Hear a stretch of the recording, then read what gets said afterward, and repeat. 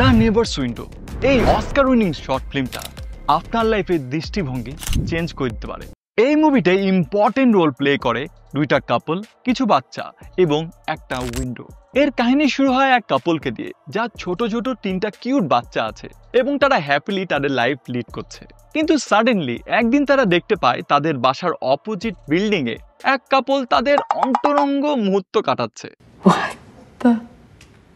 এই ইনসিডেন্টটা দেখার পর সেই কাপল তাদের পাস্টে ফিরে যায় এবং তাদের লাইফের পুরনো মেমোরিজগুলো মনে করতে থাকে। কিন্তু এই ঘটনা সবচেয়ে বেশি প্রভাব ফেলে ওয়াইফের উপর। সে প্রতিদিন তার অপোজিট বিল্ডিং এর কাপলদের দেখার জন্য উকি মারতে থাকে। এরপর দিনকা দিন তাদের লাইফে কি চলছে তা সে অবজার্ভ করতে থাকে। কিন্তু সাডেনলি একদিন তিনি দেখতে পায় যে সে কাপলের যে ছেলেটা ছিল সে টাক হয়ে গেছে এবং রাতের বেলায় সে যখন আবার উকি দেয় দেখার জন্য, তখন সে যা দেখে তা দেখার জন্য সে একদমই রেডি ছিল না, কারণ সে দেখতে পায় সে ছেলেটা মারা গেছে।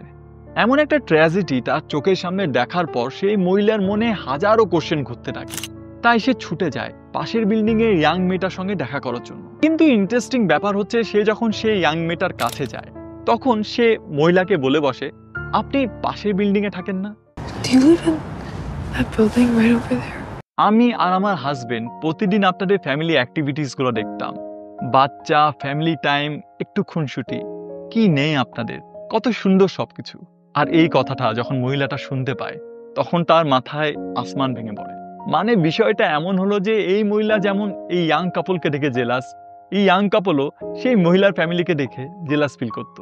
এই মুভি থেকে আমরা একটা শিক্ষা নিতে পারি যে আমরা যখন অন্যের জীবন দেখি তখন আমরা মনে করি তারা কত ভালো আছে, কত সুখে আছে, কিন্তু প্রত্যেকের জীবনে একটা বাস্তবতা আছে যা বাইরের থেকে আমরা কখনো বুঝতেও পারি না, দেখতেও পাই না।